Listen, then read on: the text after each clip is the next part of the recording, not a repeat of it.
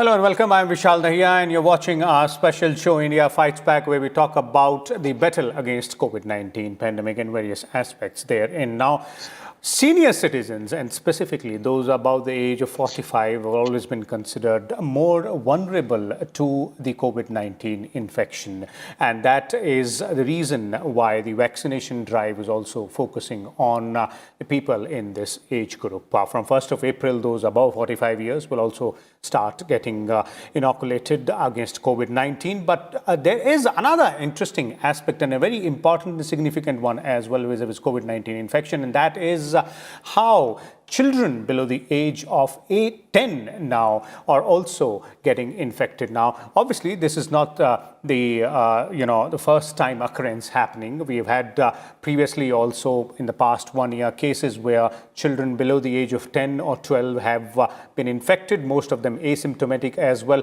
But in certain areas, we have been witnessing a bit of a surge in this particular age group as well. We'll try and understand today various aspects of COVID-19 and children. How does COVID-19 affect children? How are they getting infected? What might be the various reasons, rationale behind that, and how to deal with it, obviously. And at the end of it, the vaccine part as well. There are various vaccine manufacturing companies which are preparing for the trials on children. We'll try and learn more about that as well. So let's begin by introducing our guests today to you. We have with us a distinguished panel of guests. We have Dr. Shobhana Gupta, CMO and Department of Pediatrics in Safdarjung Hospital in Delhi. We're also joined by Professor N.K. Ganguly, former Director General of Indian Council for Medical Research, ICMR. Welcome, both of you, to Sunset Television. Let me begin with you, Dr. Shobhana Gupta, first, and let's try and understand this entire issue of COVID-19 infection and children. Where do we stand? What are the numbers and what do these numbers suggest? Yeah, hello, Vishal. As you rightly pointed out that we definitely the number of children affected till now were quite less. In fact, the number of children infected with COVID were present, but the number of children presented with severe COVID were less. So they were presenting mostly with a milder disease. But as the year has unfolded itself and we are seeing more and more cases, and with the changing scenario, as they are seeing that now people are coming out, children are going more for outdoor activities and they are mixing with the other children. So definitely there is a increase and surge of infection in the children is seen. Yes, exactly. They are the milder variety, but yes, there are seen in around 0.6 to 6% of the cases they can land up with severe infections requiring the ICU admissions and oxygen support too.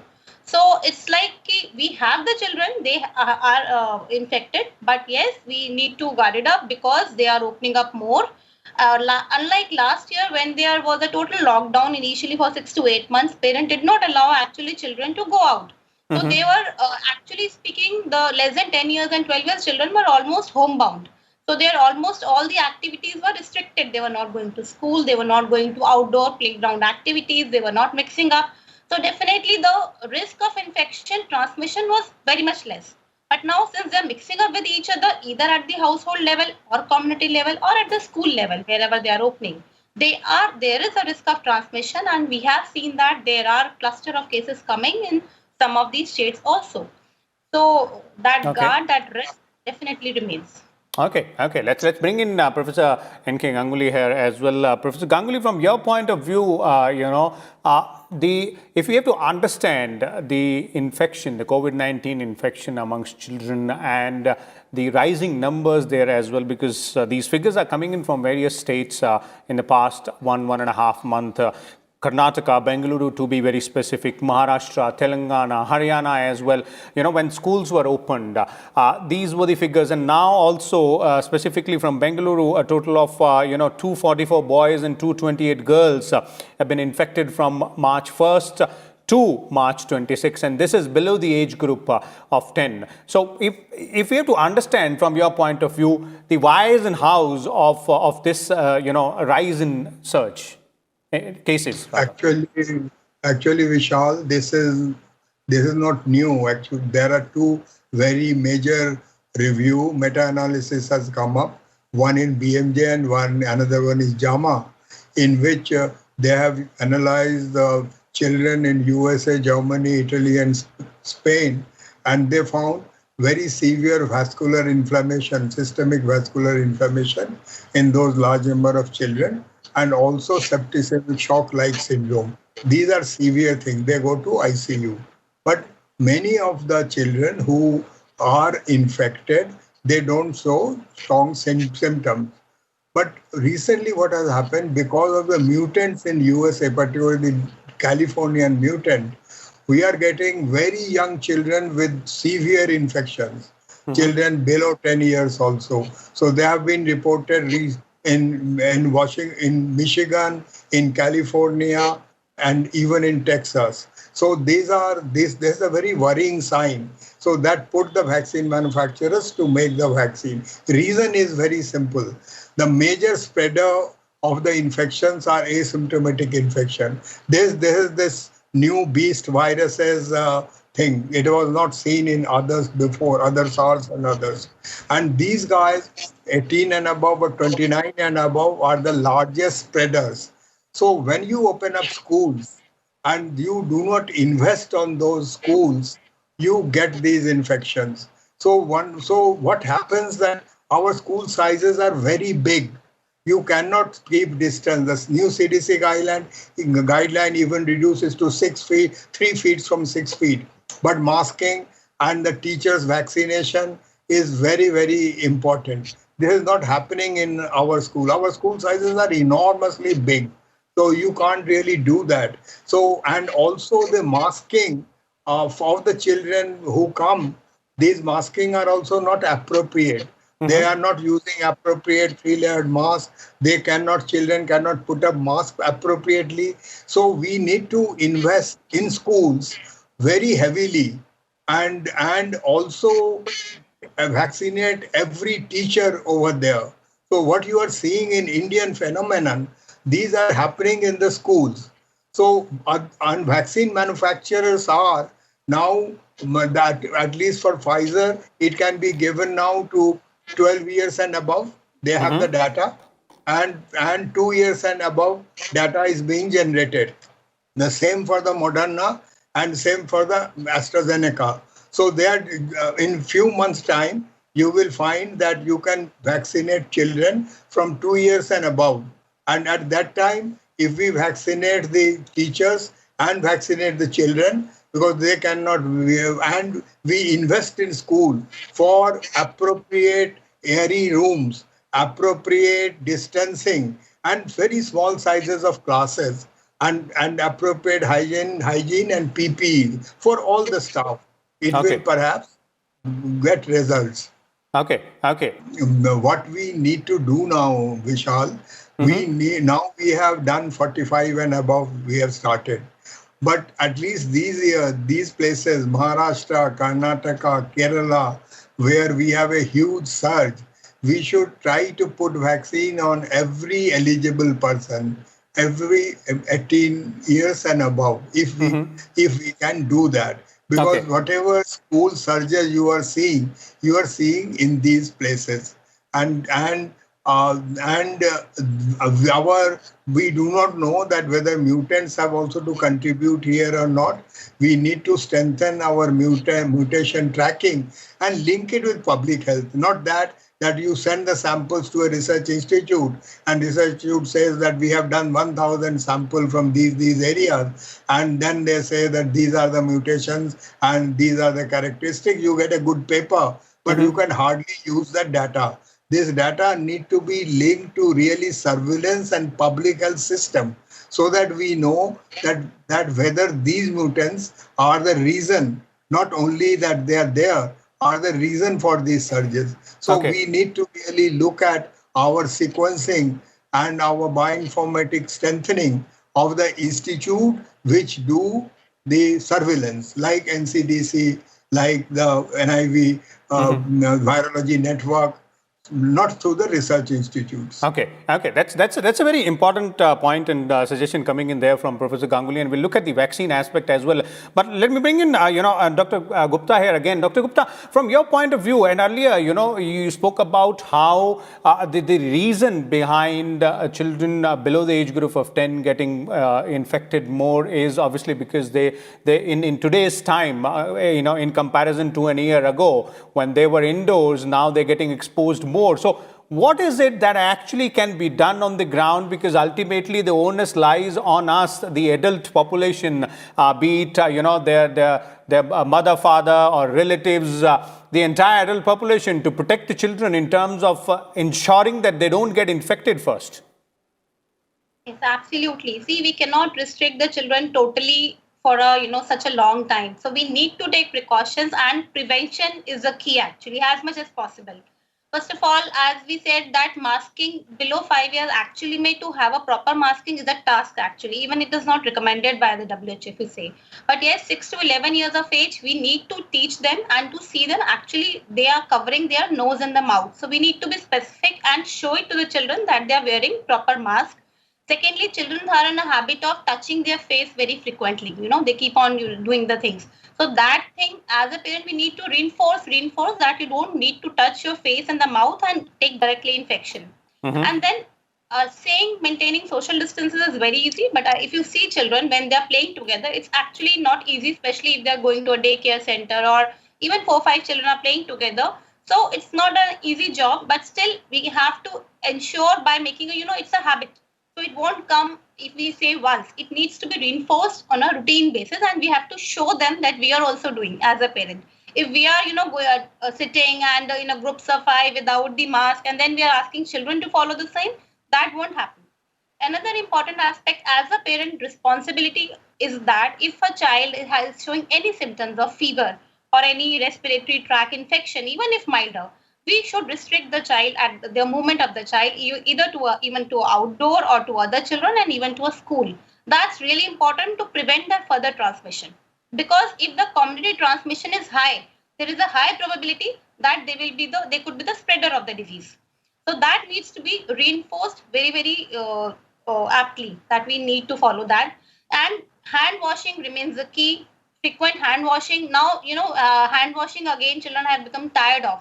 So you have to give some reward type of thing. Okay, if you do this, you will be, or you can have some positive reinforcing behavior for that, so that they persistently do it, and that tiredness or fatigue doesn't come, which is coming nowadays. So that we need to prevent. And definitely vaccination in schools. Yes, schools maybe have to be careful, because that whatever in some of the states, whatever schools have been opened. So in the schools, they need to be taken care of. That recess breaks can be. They tried also that the recess break there is a rapid surge. All the students come together, or when there is a when the school ends or when the school starts. So that is a particular time when a lot of children they come together in contact. So those things can be breaked up in the periods or even with the 50% population, so that surge in the crowd should be avoided. And lastly, but not the important, the parents should be aware of the emergency signs. When to take the child to the hospital, what are the emergency signs? Any high-grade fever, if it is persisting for more than 24 hours, along with other signs like respiratory tract infection, rash, diarrhea, loose stools, any fatigue in the child, any redness, eye red, or even headache. So any unusual sign if the child is presenting, they should go to the hospital and get the child investigated. Okay, definitely. Those are really, really important aspects. And, as you're pointing out, Dr. Gupta, we'll have to lead with example when it comes to children. We'll have to show them that this is how it is being done. And obviously, other precautions need to be taken as well, specifically at places where there is, a crowding or more than few people present out there. The COVID-appropriate behavior has to be focused upon. There's one more aspect here. I'd like to start with you, Dr. Ganguly. There have been earlier multiple theories about how the BCG or MMR vaccine, which are given to children in the initial months or years, they do provide some sort of immunity to the children against COVID-19. So how, credible are those theories, and have we reached at some conclusion that yes, there might be a possibility of, BCG or MMR vaccines which are being given to the children do provide some sort of immunity to a certain level to children against COVID-19? Actually, BCG, there is a theory that when you give it, this is given just after birth, and it's a non-specific innate immune enhancer. So it works in the children for many other infections. BCG has been given for leprosy. BCG has been given for urinary bladder infections. BCG has been given for many other infections. And recently, the MW, which there are now few papers which have been given to COVID, and it has protected. MMR, for MMR, there are no credible data. Influenza vaccine, there is some kind of a partial protection with the influenza vaccine over there. But if you really see the epidemiology of the infection, when you see a totally new infection coming to the community, adults are the first stricken. But they are going out to work, they are going out, and they are the first affected. They don't have immunity. So that there was nothing new over this. And since this kills people or gives severe infection with those with comorbidity, which happens with H1N1 also. So these are the guys who die and they go to the hospital to intensive care unit. In children, ultimately it comes back to children. All the respiratory infections ultimately are children are infected. They also get non-specific symptoms which people are not able to carry. They get tummy aches, they get diarrhea, they get intestinal inflammation. So they get so many things which actually parents do not relate it with the COVID infection. So this is something now we need to concentrate, and we need to see that children with any illness, luckily we have a system in our country where illnesses in children are reported much more easily, particularly below 5. Or even when they're going to schools, there is a school health system which reports it. So we need to really create a communication and advocacy and training programs for children as well as for the ASHA who look after the children, that they are able to bring any even abnormal symptom in a child to the notice of a caregiver, so that the caregiver could take care of the children. We should not neglect children's infection, because they will infect their grandparents. They will infect their parents, because they are also spreaders. They can spread the infection. But there will be a population of children who will be very severely affected. And when they are those severely affected, it is very difficult to save them. There are now large number of studies around the world which has come up on this. Previously, this was not associated with COVID. Now there is a clear-cut association with the COVID for these symptoms. Okay. Dr. Gupta, your views there on the BCG and MMR vaccine theory there? Yes, as Dr. Ganguly sir has said that for definitely there is evidence has come, but as such we are not able to still evidence-wise, immunology-wise evidence has come, but if I say clinical symptom-wise, we could not correlate as such, that we have not actually any evidence. I couldn't hold of any evidence which has correlated the severity of infection with the immunization pattern of the child. So no studies so far have actually correlated that. But there are many theories that why children are less affected. So one of the theories is that probably their BCG and MMR status have helped them to have a better innate, and they have a better innate immunity. So the evidence is still, studies are still going on. Probably in near future, we will have some concrete evidence. But till now, it is only a plausible theory, and we don't have a concrete evidence with correlation with the clinical symptoms. Okay. Yes, please continue, Dr. Gupta. Yeah, but simultaneously, I would like to say that even in the children group of less than 10 years, the severe infection or the severe disease or even the deaths are more seen in the children of less than 2 years. Even there was no comorbidity. So still, I think a lot of things are need to be unfold. Why less than 2 years children are more affected as compared to a little older population? Because in that way, their immunization status should be better. So still, we need to see that what are the factors playing actually.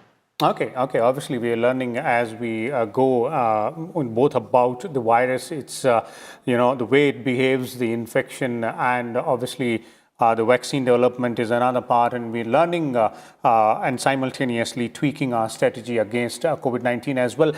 Professor Ganguly, earlier in your first response, you spoke about another very important aspect vis-a-vis children, and that is the development of vaccine for children. And then there are, Moderna and Pfizer are obviously going ahead with the trials. In India, Covaxin has also asked for permission to start the trial. So how do you see, the development of vaccine for children moving ahead from here onwards? Because we already have established vaccine candidates which are working effectively against COVID-19 in adults. One of the inevitable part of the development is that first it is done 18 and above, and after that it is done between 6 and 18 or 12 and 18, and then you do the infants 2 years and above. Very seldom it is done at 1 year because they get antibodies from the mother. So essentially the 2 years and above. These are known as bridging studies. These are not very large studies. These are bridging studies. Some of the bridging studies in children have been completed, and some of the vaccinations which were received by mothers, it is a quite sizable number. Children has received those antibodies. So as far as the vaccine is concerned, now 12 and older children vaccine are available, and their safety data is there. And some countries, when they open up schools, will start using it. Mm-hmm. In another 3 months, the Moderna, Pfizer, and AstraZeneca's 2 year and above results will come. This is only for safety, and when these come, they will be eligible. So what actually becomes a problem now is the vaccination policy. Entire nation has never been vaccinated with someone. What we used to vaccinate was about 27 million newborns, and as they grew, so we were taking care of the 3 years for a child who has come up, and then they get a booster in school and otherwise. So it was a manageable thing. So the influenza vaccine we were not giving to children. We were giving hip pentavalent, and we are now giving pneumococcal vaccine, but influenza vaccine we were not given to children. It was not in our policy, not to the older people. Mm-hmm. So we need to learn that how do we now vaccinate? We need to find out the populations which will provide protection ultimately to entire population. So new vaccines against mutants have already been made. So we will perhaps get another booster next year with those mutants, South African mutant or British mutant or Brazilian mutant. So because with the messenger RNA, it is very easy to make. So they have already made it. So we will get that, and probably in the future, we will have 2 targets for vaccination. One is vaccinate the children, and as they grow up, the population will get vaccinated, and vaccinate the mothers so that they get vaccinated and the children get vaccinated. So we will ultimately have to choose a target population. Nowhere in the world the entire population has been vaccinated. It is not possible. My last point is this, that now around 6 or 7 very safe vaccines have been released in the world. Mm-hmm. And few countries have really benefited out of that. Very insignificant countries, Malta, Serbia, Israel is not insignificant, Israel, and these guys are reaping the benefit of it. They have almost, the Malta, Serbia, etc. have immunized almost their entire population, 90%. Mm-hmm. They have reached, and they are getting the benefit out of this. But India is not Malta and Serbia. But what India could do, India could allow these 6 or 7 new vaccines which have been approved by the major FDAs like US FDA, EMA, Canadian FDA, Australian FDA. These are very capable groups and they have gone to millions of people. India should open up and perhaps make advance orders for these vaccines so that when these vaccines come to India, they can come through private market or they could come from program. But we should have some kind of a policy on this to give people much more choices. But vaccine orders have to be given much earlier because there are production line in the companies. Definitely. So here we need to look at a policy and we need to take action on that. Okay, definitely. There are, different challenges as far as India is concerned. And obviously, their policies will have to be tweaked accordingly as we learn along the way. Thank you so much, Professor N.K. Ganguly and Dr. Shobhana Gupta as well for sharing your views and insights on this very important aspect of the battle against COVID-19, that is on its effect on children. How do they get infected? What can be done to prevent, their infection? And also, if infected, then how to deal with that situation and the development of vaccine as well. We'll come back again with a different topic. But before we leave, let's once again remind you about the COVID-19 appropriate behavior, which is a simple 3-step process. Wear your mask properly at all times. Ensure that you wash your hands regularly. Hand hygiene is equally important, and so is following the process of physical distancing of at least 6 feet when you are in public places out there. These 3 simple steps will go a long way in keeping you and your near and dear ones safe and secure. Thank you.